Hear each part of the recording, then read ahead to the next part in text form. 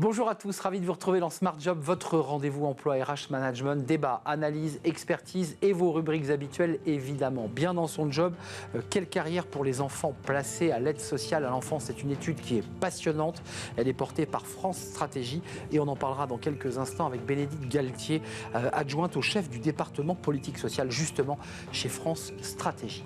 Le cercle RH est un grand entretien. Les missions de l'INRS, elle est chargée d'ausculter, d'analyser, de conseiller sur tous les sujets liés au travail. Évidemment, accident du travail, mais pas seulement. L'IA, les pollutions, on fera le point avec le directeur général de l'INRS, qui est une institution essentielle lorsqu'on parle du travail. Et dans Fenêtre sur l'emploi, on terminera avec cette relation aux carrières scientifiques, toujours trop genrées. Trop de garçons en sciences et pas assez de filles. On en parlera avec Valérie Brusseau.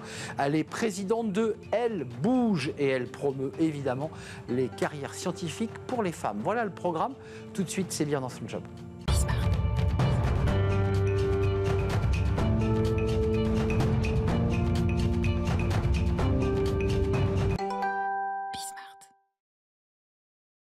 Bien dans son job pour parler d'un sujet qui, à ma connaissance, n'a vraiment jamais été adressé d'un point de vue médiatique.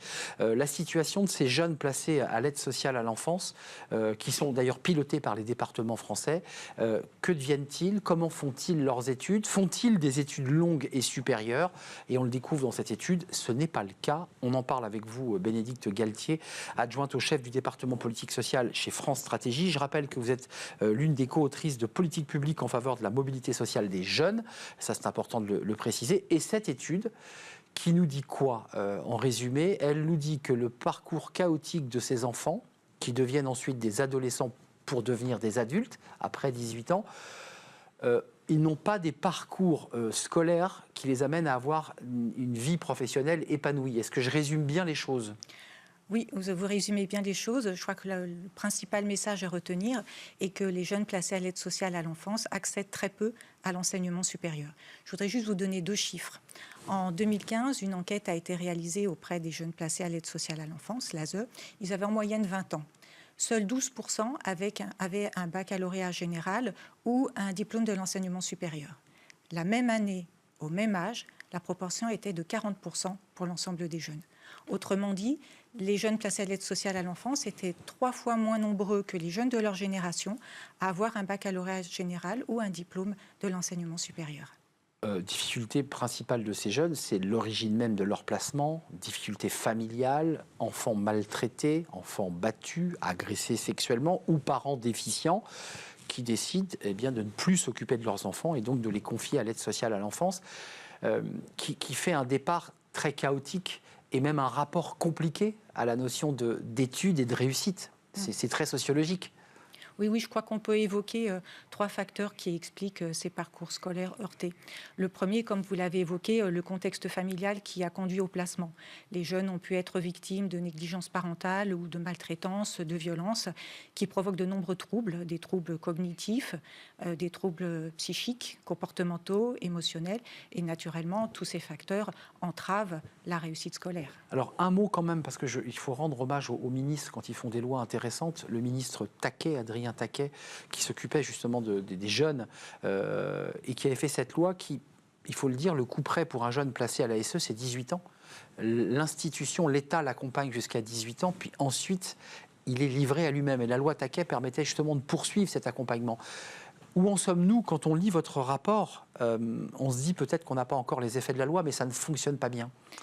Alors, l'étude que nous avons réalisée porte sur des données qui sont antérieures à la loi dite Taquet, qui date de février 2022, et qui maintient pour les jeunes, qui maintient 2 droits pour les jeunes placés, un accompagnement jusqu'à 21 ans, dès lors qu'ils n'ont pas les ressources et les liens familiaux suffisants. Pour le moment, cette loi est encore récente. Il va falloir encore attendre un petit peu pour en voir les effets et pour voir notamment si cette loi améliore l'accès à l'enseignement supérieur des jeunes placés. Je ne l'ai pas précisé, mais France Stratégie, c'est une institution importante parce qu'elle est reliée directement au Premier ministre. C'est-à-dire que cette étude, ce travail, le digest, sera sur le bureau de Michel Barnier et de ses conseillers. Une fois qu'on a fait le diagnostic, et vous le portez à travers cette étude qui est vraiment riche, qu'est-ce qu'on fait ? Alors, donc, il y a déjà la loi Taquet qui est de nature à améliorer la situation. Ce qu'on peut faire, ça serait faire de la réussite scolaire un objectif explicite du placement. Pour le moment, ce n'est pas le cas. L'objectif du placement, et c'est normal, est de fournir un cadre sécurisé à l'enfant. Mais donc, faire de la réussite scolaire un objectif, ça serait important. Une deuxième chose... Vous dites que ce n'est pas le cas, ce n'est pas dans les piliers. Ce n'est pas dans les objectifs actuellement. L'objectif, c'est de fournir un cadre sécurisé pour l'enfant qu'il n'a pas au sein de sa famille. La deuxième chose que l'on pourrait faire, c'est de renforcer les collaborations entre les services de l'aide sociale à l'enfance et l'éducation nationale. Alors, il y a des choses qui commencent à se faire. Par exemple, l'Académie de Lille a mis en place un projet pédagogique 2022-2025 dont le titre est « Encourager la réussite scolaire des jeunes confiés à l'ASE ». Et ça veut dire aussi sortir de ce chiffre. On va le découvrir, 60% en 2015, il y a une date, mais c'est les derniers chiffres sur lesquels on peut s'appuyer. C'est une source France Stratégie. 60% de ces jeunes placés étaient sur le marché du travail à un âge moyen de 20 ans. Ça veut dire que les études qu'ils font, on le voit dans votre étude, ce sont des formations professionnelles courtes, CAP, BEP, Bac Pro pour les plus motivés. L'idée, c'est de les faire passer dans les cycles supérieurs. Donc quoi, créer des passerelles, les accompagner, leur donner confiance, parce qu'il y a aussi un enjeu de confiance qui est très fort chez ces jeunes. Alors, si les jeunes font des études professionnelles courtes, il y a deux grandes raisons. La première raison, c'est, on l'a dit, ils ont des parcours scolaires heurtés, donc du coup, face aux difficultés scolaires, ils sont redoublement très jeunes. Voilà, redoublement, des périodes de déscolarisation, des scolarités aussi dans l'enseignement spécialisé qui concerne les jeunes en situation de handicap et des jeunes ayant de grandes difficultés. On ne l'a pas dit. Donc, ils ont des difficultés scolaires indéniables et c'est pour ça qu'on va les orienter dans des études professionnelles courtes menant à un CAP ou un BEP. Mais il n'y a pas que ça. Il y a aussi le fait que le système de l'aide sociale à l'enfance, vous l'avez dit, est orienté vers l'objectif d'autonomie financière précoce des jeunes, puisque à 18 ans, ils ne seront plus pris en charge. Du coup, les professionnels de l'aide sociale à l'enfance, conscients que ces jeunes ne pourront pas compter sur la solidarité familiale et qui devront subvenir eux-mêmes à leurs besoins, les dissuadent de faire des études longues et les encouragent à... L'indépendance financière. Absolument. Et pourtant... quasiment 80% des jeunes qui ont été interrogés, qui avaient 17 ans et qui étaient encore scolarisés, souhaitaient poursuivre leurs études. Évidemment, mais prisonniers d'un manque d'argent, donc obligés d'aller rapidement sur le marché du travail. Absolument. Donc, du coup, ce que l'on peut dire, c'est que leurs aspirations sont bridées par le système de protection de l'enfance. Et pas l'inverse. Ils ne désirent pas forcément interrompre leurs études, mais par la force des choses, sont obligés de le faire. Absolument. Et du coup, parfois, ils sont amenés à suivre des études qui ne correspondent pas à leurs aspirations. À leurs aspirations, évidemment. Et nous avons auditionné à la fois des jeunes placés et des responsables d'associations d'anciens placés. Et tous nous ont dit, les jeunes placés ont besoin de temps. Ils ont besoin de temps pour expérimenter un métier. Ils ont besoin de temps pour éventuellement changer d'orientation scolaire. Et actuellement, le système ne le leur permet pas. Et qu'on leur fasse confiance à ces jeunes. Merci Bénédicte Galtier d'être venue nous éclairer sur un sujet important et sur lequel on espère que la loi Taquet apportera ses fruits pour l'accompagnement après 18 ans jusqu'à 21 ans, lorsque les familles sont toujours déficientes. Merci de nous avoir rendu visite. Vous êtes adjointe au chef du département politique sociale chez France Stratégie, avec une étude complète à découvrir sur le site évidemment de France Stratégie. Merci. C'était un vrai plaisir. On tourne une page, on s'intéresse à une institution dans le cercle RH. Ce sera un grand entretien, l'INRS. Alors c'est un acronyme un peu barbare, mais qui traite de tous les sujets du travail, dans l'expertise, l'accompagnement et le conseil aux entreprises. Et on en parle tout de suite, c'est le cercle RH.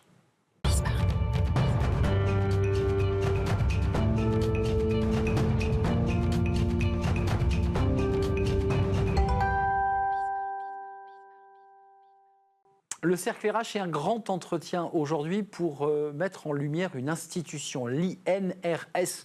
Est-ce que vous en avez entendu parler ? On va en parler avec son directeur général Stéphane Pimbert. Bonjour Stéphane. Bonjour. On est très heureux de vous accueillir. Alors, est-ce que vous, le directeur, vous pouvez nous détailler l'acronyme INRS et puis je donnerai quelques éléments de contexte chronologique. Alors, INRS veut dire Institut National de Recherche et de Sécurité, mais au sens de recherche et de sécurité pour la prévention des accidents du travail et des maladies professionnelles. Ça, c'est l'histoire. C'est créé en 1947 sous l'égide de la Caisse nationale d'assurance maladie. Elle a des règles déontologiques d'impartialité, c'est important. C'est un organisme paritaire. syndicats patronaux et salariaux, ainsi que les ministères de référence. L'objectif, c'est la gestion des branches accidents du travail et de maladies professionnelles, parce qu'il y a quand même des enjeux de branches. À l'origine, et on va en parler, l'institution s'occupe quand même de tout ce qui est accident du travail et risque physique à l'origine. Oui, alors à l'origine, les fondateurs, vous l'avez dit, ce sont les partenaires sociaux, c'est-à-dire syndicats de salariés et syndicats patronaux. Sortir de la guerre. Au sortir de la guerre, après la création de la Sécu, qui elle a été créée en 1945, là c'est en 1947 pour l'INRS. Et la mission qui a été donnée à l'INRS, c'est la prévention des accidents du travail et des maladies professionnelles. Avec un périmètre qui est celui de la sécurité sociale de l'époque, et maintenant c'est environ 20 millions de salariés, donc la majorité des salariés. On exclut quand même la fonction publique, les fonctions publiques et le régime agricole, mais c'est l'ensemble des salariés, j'allais dire, du secteur privé, schématiquement. Donc c'est 20 millions de salariés, et l'objectif, c'est vraiment un centre de ressources pour essayer de prévenir les accidents du travail et les maladies professionnelles. Les accidents du travail en 1947, c'est principalement des bras coupés, des mains coupées dans les machines. Plus de protection sur les scies. Voilà, c'est ça. Des mines qui s'écroulent, etc. Ce sont vraiment des accidents très, très physiques. On peut voir après que les accidents, ils ont évolué avec la société. Ils évoluent avec la société. Ils évoluent aussi avec l'arrivée du plastique, de la chimie, des pollutions, avec les sites Seveso. Et là aussi, l'INRS intervient. Oui, alors ils évoluent avec, j'allais dire, l'évolution de la société et de l'économie. Bah oui. L'économie, elle est devenue en partie autour des substances chimiques. Donc ça, c'est une grande partie de notre activité, la prévention des risques chimiques. C'est à peu près 30% de l'activité. Mais il y a aussi une évolution vers le tertiaire. L'économie française, elle s'est tertiarisée. Elle est venue de plus en plus vers les banques, les assurances et les risques associés. C'est une volonté politique, c'est pas pour... Il y avait une volonté de passer du col bleu au col blanc, quoi. Alors, je ne sais pas s'il y avait la volonté politique, mais en tous les cas, je connais peut-être pas assez bien l'histoire économique, mais en tous les cas, il y a une évolution concrète des entreprises en France et de l'économie française vers la tertiarisation, même s'il reste encore des activités complètement industrielles. On a du temps, évidemment, pour essayer de comprendre l'INRS, puisque c'est aussi une manière pour vous de mettre en lumière l'institution. Je trouve que c'est une très belle institution qu'il faut valoriser. Un mot sur votre événement du 14 novembre, parce que c'est aussi la volonté pour vous, et votre présence le prouve, de mettre en lumière l'institution, de dire on existe, on est au service des entreprises, on peut vous accompagner. Est-ce que c'est ça le message ? Oui, le message, c'est vraiment l'INRS est là pour aider les entreprises. Alors quand on dit les entreprises, c'est à la fois les employeurs et les salariés, entreprises avec les deux éléments ou deux ensembles, et on est là à titre gratuit pour les entreprises. Toute notre documentation, tous nos travaux, tout notre site internet, toutes nos brochures, toutes nos vidéos sont là pour aider les entreprises, employeurs et salariés, et à titre gratuit. Et ça, c'est notre mission, qui est une mission d'intérêt général. On reçoit pour ça un financement qui vient schématiquement du Fonds national des accidents du travail via la Sécurité sociale. Pour la prévention. Pour la prévention. Et donc, on a ce rôle d'intérêt général pour les entreprises et pour les salariés. On reçoit beaucoup, alors on a bien vu qu'il y avait les enjeux d'accidentologie physique, mais il y a aussi aujourd'hui, et vous le découvrez et vous l'adressez, dans ces organisations tertiaires, les burn-out, les dépressions, les organisations qui impactent le psychisme et la santé mentale des collaborateurs. Oui. Ça aussi, vous l'adressez. Oui, j'ai évoqué un petit peu l'aspect historique et l'évolution de la société. Nous, on est là pour aider les entreprises, aider les salariés, donc on suit l'évolution de la société. J'ai parlé en 47, 50 des aspects des machines, des risques liés aux machines, aux mines, etc. Mais évidemment, il y a tout un aspect qui a évolué vers le risque chimique, on l'a dit, mais aussi vers tout ce qui est lié à ce qu'on appelle les risques psychosociaux. Burn-out et autres. Et ça, c'est une évolution forte. Pas simplement depuis quelques années, mais depuis au moins une dizaine d'années. Évolution forte. Ça, vous le ressentez à l'INRS ? Oui, on le ressent. On le ressent dans les entreprises. On le ressent dans les entreprises, c'est très très net. Et c'est une évolution dans la société aussi, mais qui se voit dans les entreprises. Et donc dans notre activité, c'est l'activité la plus récente qu'on ait largement développée et que l'on veut encore développer. On a un conseil d'administration qui souhaite que l'on soit très présent pour aider les entreprises sur ces sujets-là. Et c'est important parce que les entreprises sont presque plus démunis sur les aspects liés aux risques psychosociaux que sur les aspects de accidentologie et sécurité au travail. Et équipement de protection individuelle ou collectif. De vous à moi, ce qui est plutôt bon signe d'ailleurs, ça veut dire que l'INRS a fait aussi un sacré boulot de prévention, d'explication, que les règles de sécurité sont globalement respectées. Oui, je veux dire, les systèmes d'arrêt d'urgence sur les machines, il y en a partout maintenant. D'abord, les machines sont conçues comme ça. Et puis quand si vraiment il y a besoin de concevoir autre chose après, c'est rajouté. Donc il y a vraiment tous ces systèmes physiques de systèmes d'arrêt d'urgence ou de détection des personnes autour des machines, autour des engins dans le BTP. Ça, c'est fait. Ça existe et ça marche bien. Ça marche bien. Pour les machines, ça marche bien. Le chemin qui reste à faire, c'est les sujets dont vous évoquez depuis une dizaine d'années, sur lesquels, comment on adresse. Parce que l'entreprise revient vers l'INRS en disant, on est démunis. On ne sait plus quoi faire. On a des salariés désengagés, on a des salariés qui sont en dépression. Qu'est-ce que l'INRS peut faire ? Alors nous, on essaie d'intervenir avant que l'entreprise nous dise on a des salariés en dépression. C'est-à-dire qu'on essaie de lui donner des conseils pour justement identifier les signaux faibles de ces salariés par des taux d'absentéisme, par des attitudes, etc., qui vont donner ces éléments d'attention à l'entreprise avant même qu'elle ait trop d'absentéisme et trop de problèmes liés au burn-out, voire plus grave. Parfois, avec la santé des salariés. Deux sujets, les polluants, on l'évoquait, les polluants éternels, et le climat et les enjeux environnementaux. Puisqu'on parle du mental, mais notre mental, il est aussi très impacté par les enjeux climatiques. Sur le climat, là aussi, vous faites de la prévention, les bonnes pratiques. Comment on fait à l'INRS? Alors, on fait des bonnes pratiques. Alors, on est toujours dans le cadre de l'entreprise. On n'est pas dans le cadre du citoyen. C'est compliqué là. Mais ça peut changer. Mais par exemple, des problèmes très concrets, c'est comment est-ce que des voitures électriques sont réparées par des garagistes. C'est vrai.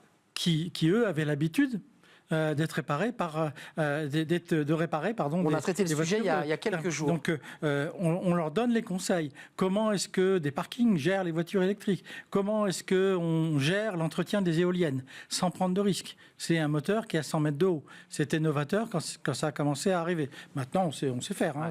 Oui, sauf qu'on crame dans des déchets. Oui, maintenant, il y a l'ascenseur, etc. Mais quand même, il y a peu de place. Au début, il n'y a pas l'ascenseur. Au début, il n'y avait pas l'ascenseur et il y avait des problèmes cardiaques. D'ailleurs. Mais donc, on a notre rôle, c'est justement d'essayer d'amener ces éléments de prévention par rapport aux nouvelles technologies qui arrivent. Et dans les nouvelles technologies, il y a des nouvelles technologies qui sont liées au climat, qui amènent des risques professionnels liés au climat. Il y a des nouvelles technologies comme les soudures au champ électromagnétique, par exemple, qui sont très puissants, sur lesquelles on intervient en expliquant comment il faut travailler dans ces cas-là. Mais qu'on entende bien, il y a 600 salariés à l'INRS, vous arrêtez-moi si je me trompe dans mes chiffres, sur 2 sites avec toute la palette de...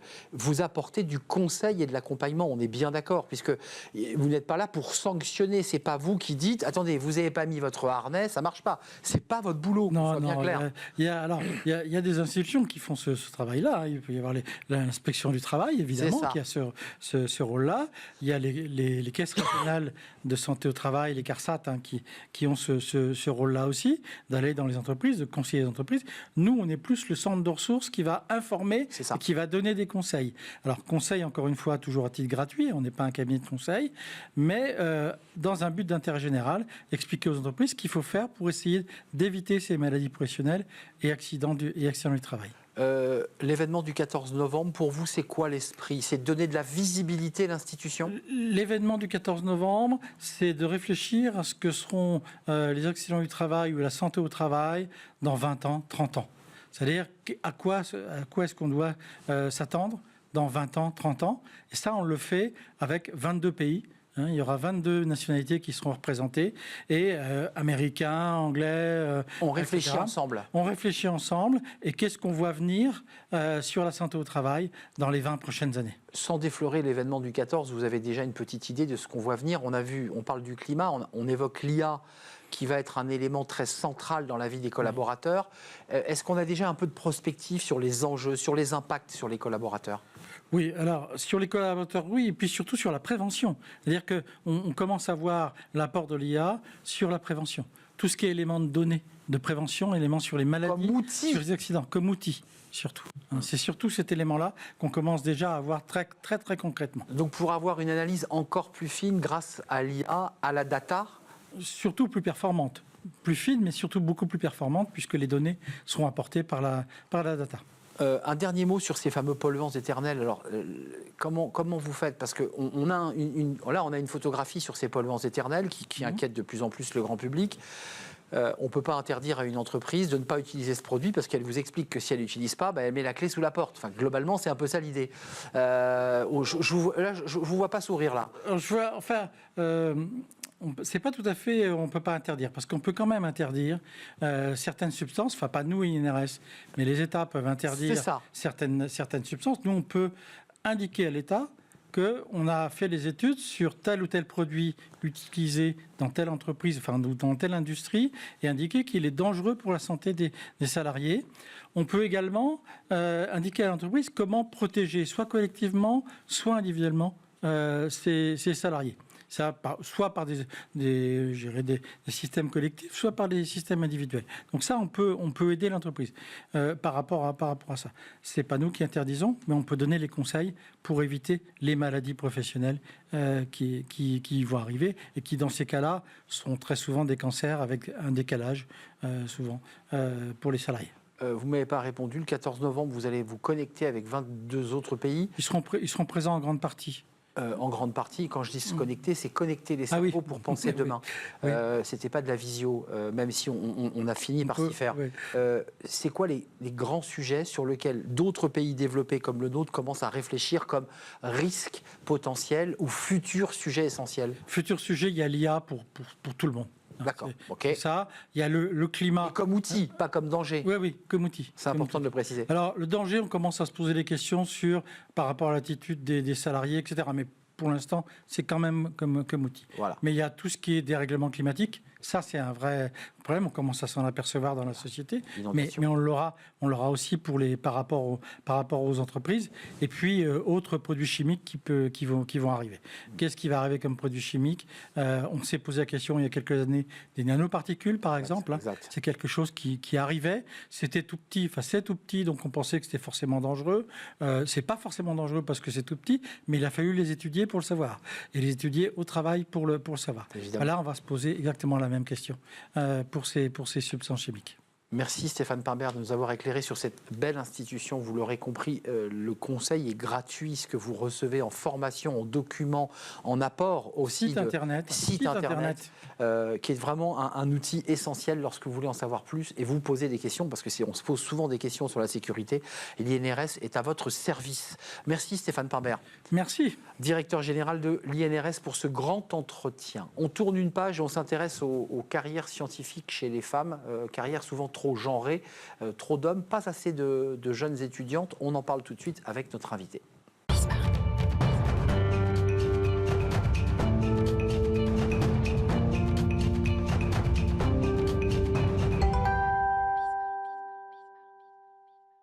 Fenêtre sur l'emploi, on termine sur la place des femmes ou des jeunes femmes dans les écoles d'ingénieurs et dans les carrières scientifiques, trop genrées, trop d'hommes. Et il faut évidemment bien pousser à ce que ces jeunes filles commencent la carrière scientifique. Et on en parle avec vous, Valérie Brusseau, ravie de vous accueillir. Vous êtes présidente de Elle Bouge. Alors, je précise par ailleurs que c'est une activité complémentaire. Vous êtes ingénieur arts et métiers, responsable R&D chez un équipementier automobile. Vous êtes en première ligne, évidemment, sur tous ces sujets. Qu'est-ce qui se passe? Même si, et j'ai le sentiment que les choses ont un peu bougé, il reste trop peu de femmes encore dans les filières scientifiques. Comment vous l'expliquez d'abord? Alors aujourd'hui, il reste effectivement trop peu de femmes dans les carrières scientifiques et c'est ce que met en évidence la dernière enquête que nous venons de mener avec Elle Bouge et OpinionWay.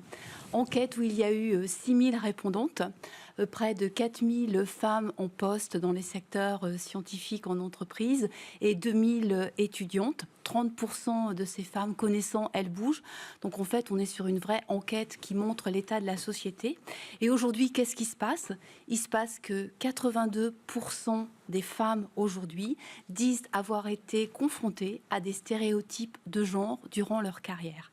Enfin, durant leurs études plutôt. Mais ça veut dire qu'on démarre bien avant l'entrée en école d'ingénieur. On démarre bien avant. C'est dès le collège. C'est ça, c'est dès le collège, voire plus tôt, dès l'école primaire. Donc qu'est-ce qu'on fait avec Elles bougent ? Elles bougent, c'est une association qui a été créée il y a une vingtaine d'années et qui vise à faire découvrir aux filles les métiers de la tech, de la techno, de manière à susciter des vocations et faire en sorte qu'elles embrassent ces carrières d'ingénieurs ou de techniciennes et elles rejoignent l'industrie où actuellement il n'y a que 30% de femmes. Stéréotype de genre, 44% selon le sondage OpinionWay ont entendu qu'elles étaient, les femmes, donc moins compétentes que les garçons en mathématiques. Enfin, il faut faire tomber les clichés. Enfin, les filles sont très brillantes en maths aussi. Alors, les filles sont tout à fait brillantes en maths. Voire plus, si on a envie de dire. Brillantes qu'en maths. Par contre, elles doivent faire face à un syndrome qui est le syndrome de l'imposteur. Alors, ce syndrome de l'imposteur, c'est quoi ? C'est un phénomène psychologique qui fait que des personnes, bien que compétentes, doutent d'elles-mêmes et n'osent pas, et doutent de leur capacité et de leur succès. Ce syndrome de l'imposteur, pour les filles en sciences, il est augmenté par 2 facteurs. Le premier facteur, c'est un manque de représentation de rôle féminin.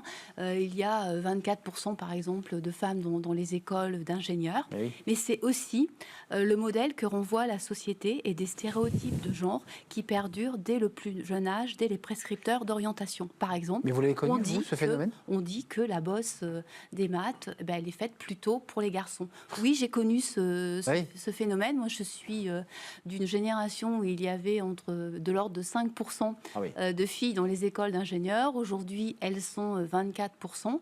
Et effectivement, ces stéréotypes de genre, les prescripteurs d'orientation, que sont les parents, les amis et tout le cercle, mais aussi les enseignants.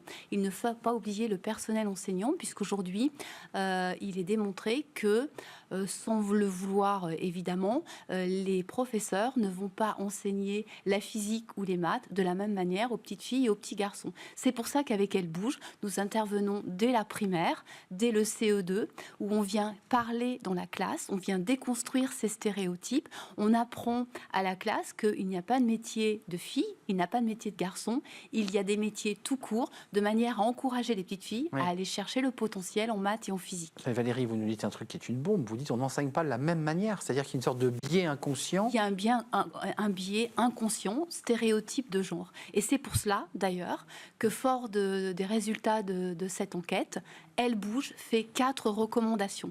La première recommandation pour le personnel enseignant, de manière à mettre une formation dès le cursus élémentaire ou une formation au cours de la vie des enseignants, de manière à les sensibiliser à ces stéréotypes de genre et faire en sorte qu'ils aient une éducation beaucoup plus inclusive.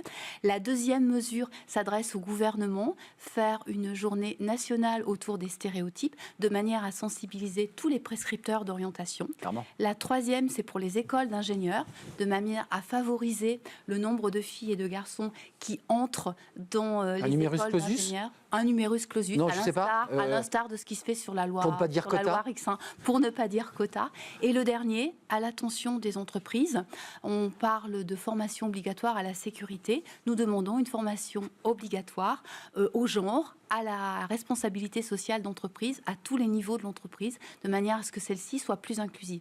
Et d'ailleurs, pour l'entreprise, il y a un vrai enjeu d'efficacité collective, puisqu'il y a des études autour du management inclusif qui disent que dès lors qu'il y a un minimum de 20% de femmes, l'efficacité collective du groupe en est augmentée de 40%. Et on ne parle pas de l'informatique, on n'a plus le temps, mais la manière dont on va construire un algorithme ne se construit pas pareil quand on travaille avec un homme et une femme ou qu'avec que des hommes pour faire un algo. Merci Valérie Brusseau. Merci de nous avoir partagé votre passion, parce qu'il y a une vraie passion, un engagement fort de votre part et de toute l'équipe de Elles bougent, avec ce sondage qui est sorti il y a quelques jours, en septembre dernier, à découvrir évidemment sur le site Elles bougent. Et puis allez-y, engagez-vous, poussez vos enfants à s'engager dans les carrières scientifiques. Merci à vous Valérie Brusseau, et vous êtes vous-même un responsable R&D d'un équipementier automobile. Merci à vous et de votre fidélité, merci à toute l'équipe, merci à Xavier à la réalisation, merci à Thibaut au son et merci à Nicolas Juchat qui me brûle l'oreille. Nous sommes très en retard, je vous dis à très bientôt, bye bye.